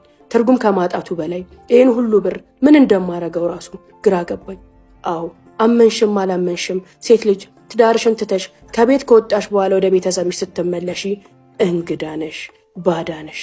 የቤትነት የኔነት የባለቤትነት ስሜት መቼም አይሰማሽ። እኔም እዛ ስሜት ውስጥ ነበርኩ። ነገር ግን ባወጣው ባወርደው ምን እንደማደርግ እንኳን ግራ ገባኝ። ገንዘቡ አካውንቴ ውስጥ የሚገባው አካውንቴ ውስጥ፣ በአካል የሚሰጠኝም በአካል ተሰጠኝ። ወንድሞቼ ምን አሰብሽ? ምን ልታረጊ ነው? እንዴት ይሁን? እንዴት ይደረግ እያሉ ያባበሉኝ ጀመር። የፈለጉትን አውቄያለሁ። እኔ ምንም እንደማላረግበት ወጥቼም እንደማልሰራበት አገላብጬም ሀብት ላይ ሀብት እንደማላፈራበት ያውቁታል። ዞሮ ዞሮ ሁሉም ሀብት በእኔ ስም ቢመጣም የእነሱ መሆኑን ያውቁታል። እንደፈለጋችሁ አድርጉት አልኩኝ። እኔ ምን አደርገዋለሁ? እንደፈለጋችሁ አድርጉት አልኳቸው። ያንንም ተጠቅመው አንዱ ለዚህ ስጭኝ፣ አንዱ ለዚህ ነገር ስጭኝ፣ አንዱ ይሄን ሰርቼ እንደዚህ አድርጌ እንደዚህ አውጥቼ እንደዚህ አውርጄ መልሰልሻለሁ፣ አንዱም በዚህ መንገድ አብረን ቢዝነስ እንሰራለን፣ እንዲሆኑ እንዲወጥቶ እንዲገብቶ ብቻ ሁለት በዚህ በዛ ብለው ተቀበሉኝ። ባዶዬን ቀረው። የትራንስፖርት እስካጣ ድረስ ባዶዬን ቀረው። ከ8 ወር በኋላ የሆነ ሰዓት ላይ ራሴን ሳየው የሆነች የተጎሳቆለች ብቻዋን የቀረች ቤት ውስጥ የታሸገች ተስፋም ህልምም የሌላት የሆነችን ሴትዮ መስታወት ውስጥ ሳይ ደነገጥኩ። ወንድሞቼ ገንዘቤን በዚህ በዛ ብለው ከወሰዱ በኋላ የራሳቸውን ኑሮ የራሳቸውን ህይወት ማሯሯጥ ነው እንጂ አንዳቸውም መተው እንዴት ነሽ? ቀንሽ እንዴት ነው? ልጅሽ እንዴት ናት? ስሜትሽ እንዴት ነው? ምን እያሳለፍሽ ነው? ምን እየተሰማሽ ነው? ማንም ብሎኝ አያውቅም። አዎ በቃ እበላለሁ፣ እጠጣለሁ፣ እኖራለሁ፣ ልጄን አሳድጋለሁ። ከዚህ ውጪ እቺ ሴት ህልምም የላትም፣ ተስፋም የላትም፣ ሀዘንም የላትም፣ ደስታም የላትም፣ ነገም የላትም። ዝም ተረሳው። ሁሉም ሰው ረሳኝ። ሁሉም ሰው ለህይወቱ መሯሯጥ፣ ሁሉም ሰው ለኑሮ መሯሯጥ፣ ሁሉም ሰው ለነገው መሯሯጥ ሆነ። እኔ ደግሞ ከልጄ ጋር እዛች እንግድነት ቤቴ ውስጥ ኩርምት ብዬ መኖር ጀመርኩ። ያኔም ወንድሜን ቤት ውስጥ መቀመጥ በጣም አስጠላኝ። ለትራንስፖርት፣ ለቅባት፣ ለሻምፖ እያልኩኝ ከእናንተ 10 እና 20 ብር መለመን አስጠላኝ። ወይ ስራ አስጀምረኝ ወይ የሆነ ነገር አድርጉ፣ እስካሁን ሰርታችሁበታል፣ ለእኔም ቦታ አስይዙኝ ብዬ ስጠይቅ ማንም ጆሮ አልሰጠኝም። ጭራሽ ሱቅ ሂጂና እኛ ጋር ተቀጥረሽ ስሪ ተባልኩ። አውለት የዛ ዕለት ልቤ ተሰበረ። ከባለቤት ያገኘሁት ብር ከ10 ሚሊዮን ብር በላይ ነው። ነገር ግን ዛሬ ለሻምፖና ለቅባት እስከለምን ድረስ ባዶ እጄን ቀረሁ። ያንን ቤተሰቦቼ ናቸው ወንድሞቼ ናቸው እንዳደረጉት ያድርጉ ብዬ ሁሉንም ነገር እርግፍ አድርጌ ስለተውኩላቸው፣ እንዲሁም ደግሞ ገንዘቡን እጅ ላይ ቢኖር ወዴት እንደምወስደው ምን እንደማደርገው ስለማላቅ ነበረ ወንድሜን እሺ ያልኩት። ወንድሜ ሱቅ ውስጥ ተቀጥሬ መስራት ጀመርኩ። ታምኛለሽ? ደሞዝ እየተከፈለኝ ጠዋት እንደማንኛውም ሰው ልጄን ለእናቴ ጥዬ እየወጣሁ በሌሊት እየተሯሯጥኩ መውጣት መግባት ጀመርኩ። ምንም እንደሌለኝ ምንም እንዳልሆንኩኝ ከዜሮ ተነስቼ ያንን ህይወት ሀ ብዬ ጀመርኩት። ሀውለት ቁስሉ ህመሙ በጣም ከባድ ነበር። ባሌ እመቤት አድርጎ ነበር ያዘኝ። ንግስት አድርጎ ነበር የያዘኝ፣ መሪ አድርጎ ነበር የያዘኝ። ቤተሰቦቼ ግን ሀብቴንም ገንዘቤንም ሴትነቴንም ውበቴንም ከተጠቀሙብኝ በኋላ አሁንም አገልጋይ ባሪያ አድርገው አስቀመጡ። በራሴው ህይወት ወስነው በራሴው ልፋትና ድካም በራሴው ስህተት ስርስር አድርገው የእነሱን ህይወት ማሳኪያ፣ የእነሱን ነገ ማብሪያ፣ የእነሱን ፍላጎት ማጠርቂያ ቱል አደረጉኝ። የስራ ቦታ አካባቢ ነው የባለቤቴም የስራ ቦታ። ስራ በጀመርኩ ከተወሰኑ ወራቶች በኋላ ከባሌ ጋር በሆነ አጋጣሚ ተገናኘን። ከፍቺው በኋላ ደውሎልኝ ቼክ አድርጎኝ ልጁንም ጠይቆ አያውቅም። ሁሉንም ነገር ያደረግኩት እኔ ስለመሰልኩት ቂም ይዞብኛል። በጣም ተናዶብኛል። ገንዘብ ወዳጅ አድርጎ ለገንዘብ ብዬ እንደቀረብኩት ለገንዘብ ብዬ ትዳሬን እንዳፈረስኩ ነው የሚያስበው። በአንዱን ቀን ላይ ግን ፊት ለፊት ስንገናኝ ሁለታችንም ደነገጥን። መተላለፍ አልቻልንም። ሰላም ተባባልን። እንዴት ነሽ? እንዴት ነህ? ልጄ እንዴት ነው አለኝ። ደህና ነው። ለምን ጨከንክበት? ለማየት እንኳን እንዴት አትሞክርን? እኔን እንኳን ተወኝ አልኩት። ሰላም እንዴት ናችሁ ቤተሰቦች? ሁሉ ሰላም ነው? አብራችሁኝ ስለሆናችሁ በጣም አመሰግናለሁ። ሰሞኑን ጠፍቻለሁ። ታሪኩንም በጣም አቆየቼባችኋለሁ። ለዛ በጣም ይቅርታ ጠይቃለሁ። ወይም ህመም ውስጥ ስለነበርኩኝ ነው። ቻናላችን በጣም ስለተቀዛቀዘ ይሄን ቪዲዮ ላይክ እያረጋችሁ፣ ሼር እያረጋችሁ፣ ሪፖስት እያረጋችሁ፣ ፌቨራይት እያረጋችሁ ጀምሩት ፕሊዝ። ፎሎ ያላረጋችሁ ደግሞ ፎሎ አድርጉት። እንዲሁም ቤተል ኤጄ ሞል አንደኛ ፎቅ እንደዚህ ቆንጆ አልባሳትን፣ አባያ፣ ቶቦች፣ ድሪአ ጫማዎች የምትፈልጉ ከሆነ ሁለት ጋር ቤተል ኤጄ ሞል አንደኛ ፎቅ መታችሁ መግዛት ትችላላችሁ። ሁሉንም ያሉንን እቃዎች ደግሞ ማየት ከፈለጋችሁ ይኸው ቴሌግራም ሊንኬን እዚህ ጋር አስቀምጬላችኋለሁ። ሀውለት ኤጄ ብላችሁ ቴሌግራም ላይ ሰርች ብታደርጉ ቀጥታ ወደ ቴሌግራም ግሩፕ ይወስዳችኋል። እዛ ላይ የምትፈልጉትን ነገር ማየት መምረጥ ትችላላችሁ። በቴሌግራምም እዚህ ጋር ባለው ስልክ ልታወሩኝ ትችላላችሁ። ዛሬ ልቀጠር ብዬ እንደ ቅጥር የገባሁበት የወንድሜ ሱቅ በራሴው ገንዘብ ከባሌ በወረስኩት ከባሌ ባገኘሁት ሀብት የተገነባ ቤት ነው። እዛ እንደገባው ግን ወንድሞቼ ማድረግ የጀመሩት እዛ ቤት ውስጥ የኔነትና የኃላፊነት ስሜት እንዳይሰማኝ በሆነው ባልሆነው ቅጥር መሆኔን መናገርና ተጠንቅቄ ስራዬን እንድሰራ ያንን ማድረግ ካልቻልኩኝ በየትኛውም ሰዓትና በየትኛውም ሁኔታ ከዚያ አካባቢ ልርቅ እንደምችል ያሳስቡኛል። ምናልባት እነሱን ሳላማክር ጥቃቅን ውሳኔዎችን ስወስን፣ ሂሳብ ሲጎልብኝ፣ ስራ ሳረፍድ፣ ኤኒቲንግ በማንኛውም ሁኔታ ግን እዛ ቦታ ላይ ቅጥር እንደሆንኩኝ አርፌ ስራዬን እንድሰራ ካልሆነ ግን እንደሚያባረሩና ሌላ ሰው እንደሚያመጡ በስራ ቀልድ እንደሌለ ደጋግሞ ይነግሩኛል። ያም ይገባኛል። የሆነ ቀን ላይ ይሄ ቦታ ይገባኛል፣ ይሄ ሱቅ ይገባኛል፣ በእኔ ሀብት ነው በእኔ ንብረት ነው የተገነባው የተጀመረው የሚል ጥያቄ እንዳላነሳባቸው እንደሆነ ይሰማኛል። እቤት ከመዋል ይሻላል። እቤቴ ቁጭ ስል ሌላው ቀርቶ ሀውለት ከእናቴ ጋር መግባባት አልቻልንም። ከእናቴ ጋር 2 ቀን ሰላም ከሆንን 4 ቀን ጸብነን። ምን እንደሚያጨቃጭቀን፣ ምን እንደማያግባባን፣ ምን እንደዚህ እንዳጠላላንና ሆድና ጀርባ እንዳረገን እንኳን አላቅም። እናቴ ትልቅ ሴት ናት። ትንሹም ትልቁም ነገር ያስቆጣታል። ሁሉ ነገር ያነጫንጫታል። እኔ ደግሞ የቆሰልኩ የተመታው ገና በወጣትነቴ 1 ዓመት እንኳን በሰላም ያልኖርኩበትን ትዳር ትቼ በእነሱ ግፊት ፈትቼ በእነሱ ግፊት አግብቼ ገና በዚህ ጨቅላ ዕድሜ ሕፃን ልጄን ይዤ እናቷ ቤት ተመልሳ ኩርምት ያለች ሐዘኗን፣ ብቸኝነቷን፣ የልብ ስብራቷን ማንም ያልተረዳላት ባይተዋር ሴት ሆኛለሁ። ሁሉ ነገር ያስጠላኛል። የነገ ተስፋ፣ የነገ ህልም፣ ምንም የሚታየኝ ነገር የለም። ራሴን ሳየው የሚታየኝ ነገር አንዲት የከሰረች ምንም ያለ ርቀት ሳትሄድ ተሰብራ ተሰባብራ እቤት የተቀመጠች ተራ ሴት አድርጌ ነው ራሴ የምመለከታት።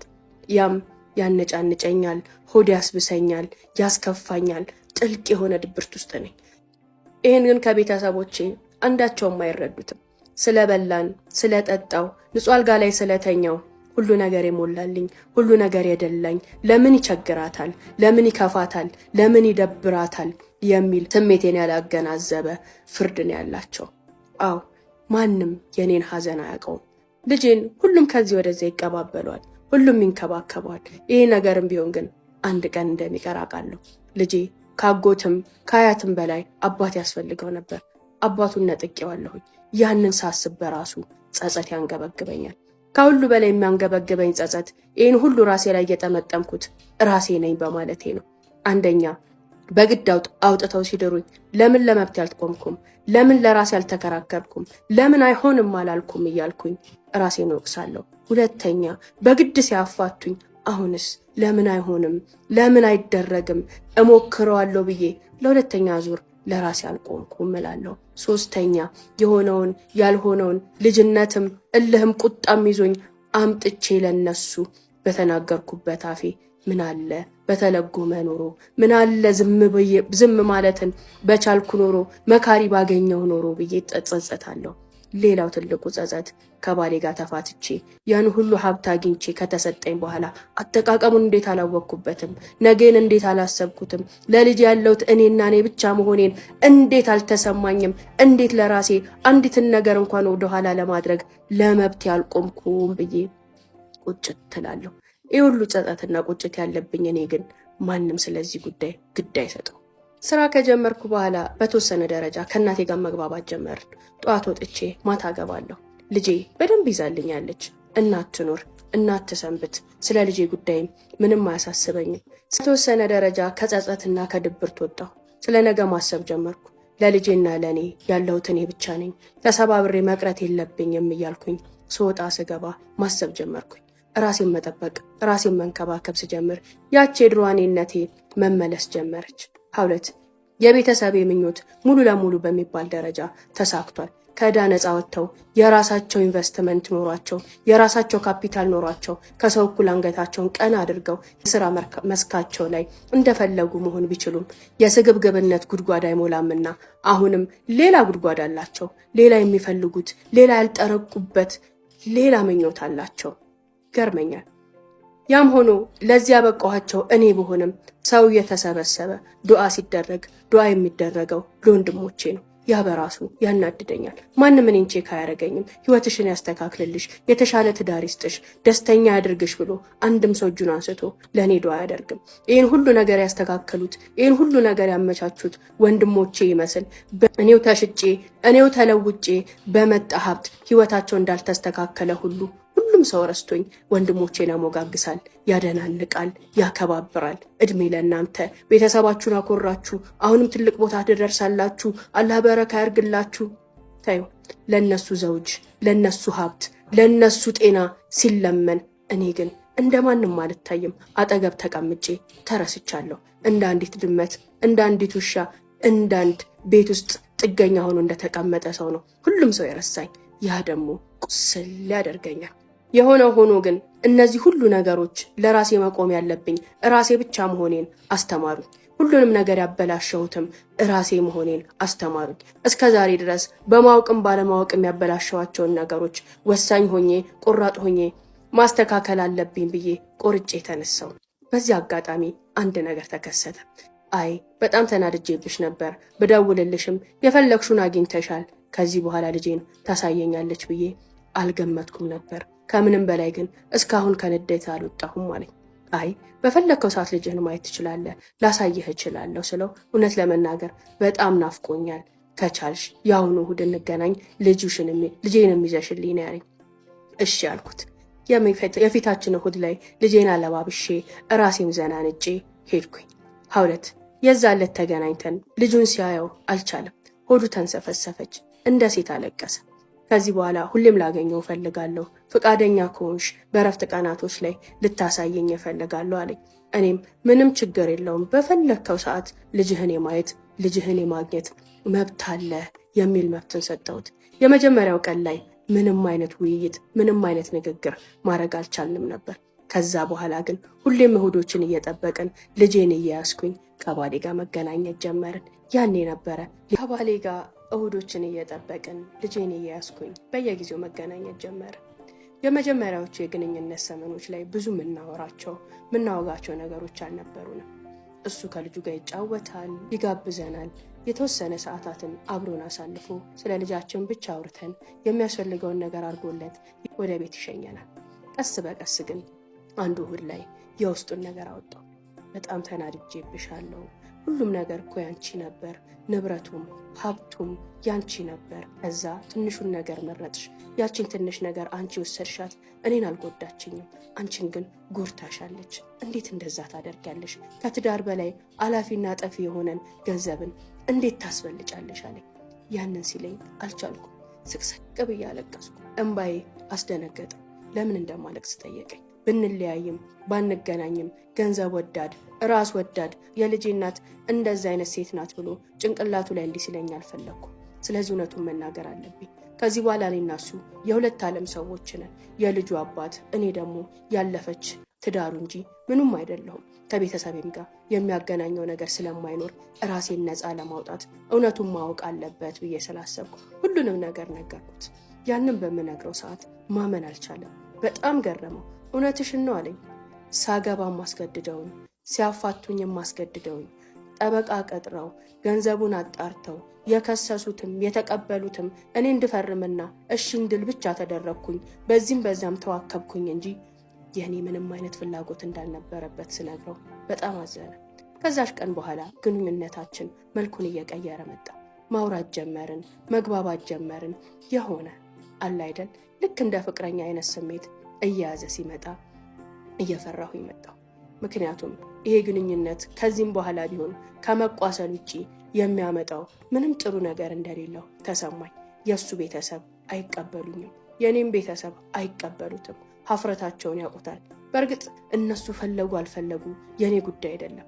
በእኔ ጉዳይ ላይ ከኔ ውጭ የሚወስን ማንም ሰው የለም ብዬ ለራሴ ቃል ገብቻለሁ። ባሌ ፍላጎት ኖሮት እኔም መመለስ ቢችል፣ ቤተሰቦቹን ማሳመን ቢችል፣ ቤተሰቦቼን እንኳን ፍቀዱልኝ ብዬ ልጠይቃቸው ይቀርና እንደማላማክራቸው እንኳን አውቃለሁኝ። የእሱ ቤተሰቦች ግን እነዛን ሁሉ ውርደቶች ካስተናገዱ በኋላ መልሰው ከዚህ ቤተሰብ ጋር መቆራኘትን በእጅ የሚሉ አይመስለኝም። ደፈርኩኝና አንድ ቀን ጠየቅኩት። ቅርርባችን ወዴት እየሄደ ነው? ንግግራችን፣ ግንኙነታችን ወዴት እየሄደ ነው ብዬ ጠየቅኩት።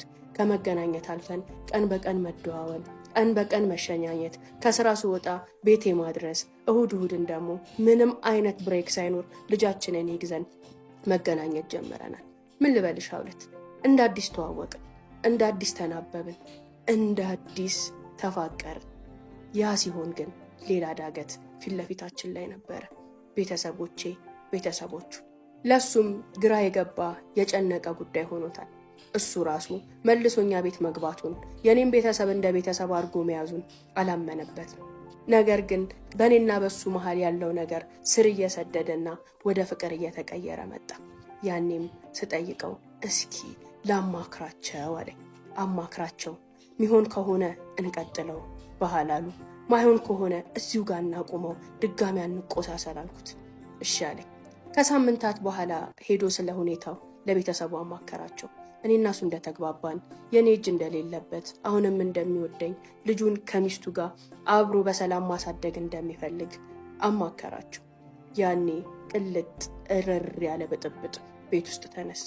ከዚህ በኋላ እሷን ወደ አንተ ህይወት ካመጣ፣ እኛ ቤተሰብ ላይ ከቀላቀልክ አናቅህም አታቀንም እስከ ማለት ደረሱ። ያንም መቶ የነገረኝ ቀን ሙሉ ወሽመጤ ተቆረጠ። ተስፋ ቆረጥኩ።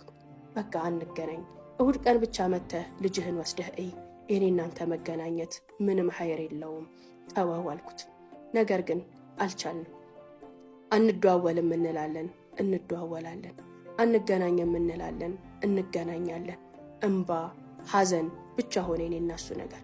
ልክ በመሃላችን እንደዚህ አይነት ፍቅር፣ እንደዚህ አይነት ተስፋ እየታየኝ ሲመጣ ሀውለት መጀመሪያ ያደረግኩት ነገር ወደ ስነ ልቦና ባለሙያ መሄድ ነው።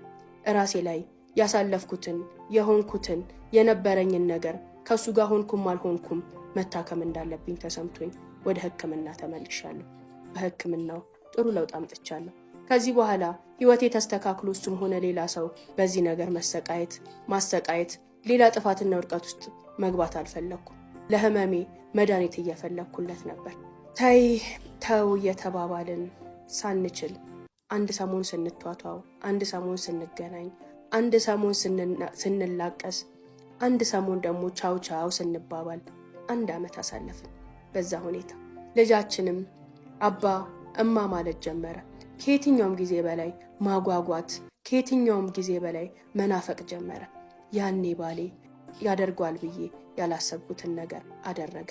ብዙ ለፍቻለሁ ላሳምናቸው፣ ብዙ ጥሬያለሁ። ቤተሰቦቼ ግን በእኔና አንቺ ግንኙነት ፈጽሞ ፈቃደኛ አይደሉም። ነገር ግን ለእኔና አንቺ ህይወት መወሰን ያለብን እኔና አንቺ ነን። እነሱ ፈቀዱም አልፈቀዱም ወደፊት እንሂድ፣ እንጋባ አለኝ። ደስ አለኝ። አንቺስ ቤተሰቦችሽን ምን ታደርጊያለሽ? እነሱም እኮ አይፈቅዱም ሲለኝ የእኔ ጉዳይ አያሳስብህ፣ ከፈቀዱ ይፈቅዳሉ፣ ካልፈቀዱ በቃዲም ቢሆን ኒካ አደርጋለሁኝ፣ በፍጹም አልሰማቸውም አልኩት። አንተ ግን ወስነሃል፣ እርግጠኛ ነህ በምለው ሰዓት እኔ ምንም ጥርጥር አይግባሽ፣ እርግጠኛ ነኝ፣ ወስኛለሁ፣ እንድንጋባ እንደ አዲስ አብረን እንድንኖር እፈልጋለሁ አለኝ። የዛለት የተደሰትኩት ደስታ ሀሉት ድጋሚ እንደተወለድኩ ድጋሚ እንደተፈጠርኩ ህይወትን ሀ ብዬ የጀመርኳትን ያህል ተሰማኝ። ጊዜ አላባከንኩም። ምሽቱን ቀጥታ አባቴ ፊት ነበር የገባሁት። ከባለቤቴ ጋር ተለያይቼ ለአባቴ ኮስተር ደንደን ብዬ ያለውን ነገር ነገርኩት። ከባለቤቴ ጋር ተስማምተናል፣ ድጋሚም አብረን ለመኖር ወስነናል፣ እንደ አዲስ ኒካህ አድርግልኝ አልኩት። አባቴ ከተጋደመበት ፍንጥር ብሎ ተነስቶ ምን አልሻለኝ? ኒካህ አድርግልኝ፣ ተስማምተናል፣ አንተን የሚጎዳ እናንተን የሚነካችሁ ምንም ነገር የለም አልኩት። እንደዛ ካዋረዱን እንደዛ ካቃለሉን ሰዎች ጋር ድጋሚ ልትገናኝ ነው? ድጋሚ እዛ ቤት ልትቀላቀይ ነው አለኝ። አባቴን እንደዛ ቀን ተናግሬው እንደዛ ቀን ተጋፍጬው አላቅም። በዚህ ህፃንነት እድሜ ቆሜ እንድቀር ነው የፈለግከው? ብቸኛ ሴት ሆኜ እድሜን እንዳሳልፍ ነው የፈለግከው? ምንድን ነው የፈለግከው ነገር? የፈለግከውን ነገር ንገረኝ። በፍጹም እንደወየ መቅረት አልፈልግም። ከልጅ አባት ጋር ልጄን ማሳደግ እፈልጋለሁ። አንተ እሺ ማትለኝ ከሆነ በቃዲ ኒካሁን አደርጋለሁ አልኩት። ለአባቴ የሰጠሁት መልስ፣ የተናገርኩት ንግግር ፈጽሞ ስሜታዊነት ያለውና ከውስጤ የፈነቀለኝ በእንባም በእልህም የታጀበ ነበር። አባቴ ለመጀመሪያ ጊዜ እንዲስጋፈጠው ደነገጠ። ካጠገቤ ዞር በያለኝ። ካጠገቡ ዞር አልኩ። በመነጋታው ከእናቴም ጋር ከወንድሞቼም ጋር ተነጋግረው አንቺ ከተስማማሽ፣ አንቺ እሺ ካልሽ የአንቺ ህይወት ነው። ምንም አይነት ችግርሽን ምንም አይነት ብሶትሽን ግን መስማት አንፈልግም። ኒካሁን አደርግልሻለሁ አለኝ። በጣም ደስ አለኝ። ለባለቤቴ ደውዬ ከአባቴ ጋር የተነጋገርነውንና የተባባልነውን ነገር ስነግረው ቀጠሮ ለሳምንት ያዘ። ሁለት እሱ ቤተሰቦቹን አምጾ ኒካችንን ቀለል ያለ ፕሮግራም አድርገን ጀደል ነው። ወደ ቤቴ ተመለስኩ። እውነተኛ ባልና ሚስትነት መተዛዘን ያለበት፣ መናበብ ያለበት፣ መማር ያለበት አዲስ ህይወትን ጀመረ። ህይወቴ በደስታ ተሞላ፣ በፍካት ተሞላ። እንደ አዲስ እንደተፈጠርኩ እንደ አዲስ እንደተወለድኩ ለመለምኩኝ። ቤቴ የገባው ቀን ያለቀስኩት እንባ፣ ቤቴ የገባው ቀን የተሰማኝ ስሜት በህይወቴ ድጋሚ ይሰማኛል ብዬ አላስብም። እስካሁንም ተሰምቶኝ አያውቅም። አሁን ያለንበት ሁኔታ እውነት ለመናገር ሴክሹዋል ሪሌሽንሽፓችን በተወሰነ ደረጃ ተሻሽሏል። ራሴን እያሻሻልኩ ነው። እሱም ከምን ጊዜውም በላይ ትሪት እያደረገኝ እንዳምነው፣ እንድወደው፣ እንድግባባው እያደረገ አቀርቦኛል ወደሱ። እሱም ተምሯል፣ እኔም ተምሬያለሁ። እሱም ራሱ ላይ ይሰራል፣ እኔም ራሴ ላይ ይሰራለሁ። ባሌ ከቤተሰቦቹ ጋር ተቆራርጧል። እንደዛቱት እንዳሉት ቁርጥ አድርገው ከመካከላቸው ከህይወታቸው አስወጡት። ያም ቢሆን ግን አጋጣሚዎቹን ሁሉ እየፈለገ እናትና አባቱን ይቅርታ ይጠይቃል። ከልባቸው ባይቀበሉትም ከአንገት በላይ አቅርበውታል። እንደ ድሮ ግን የቤተሰቡ አባል፣ የቤተሰቡ አማካሪ፣ የቤተሰቡ የበላይ መሪ አድርገው ሊይዙት አልፈለጉም። እስካሁንም ቢሆን እኔን እንዲተው ከኔ ጋር ያለውን ህይወት እንዲያቋርጥ ይወተውቱታል። አሁንም ድረስ ደስተኛ ባይሆኑም እኛ ግን ሁሉንም ሰው ወደ ጎን ትተን ህይወታችንን ኑሯችንን ደስተኛ አድርጎ ለመቀጠል የራሳችንን ጥረት እያደረግን ነው። እንደዛ ምጠላው የነበረው ባሌን እጅግ በጣም ወድጄዋለሁ። ከኔ ህይወት የተማርኩት የመጀመሪያው ነገር ሚስጥራችን እኛ ጋር ይሁን። አብሶ የትዳራችን ሚስጥር በተቻለ መጠን ህይወታችንን፣ ቤታችንን፣ ግዛታችንን ለመጠበቅ ነው እንጂ ወደ እንግድነት ለመመለስ አንሯሯጥ እላለሁ።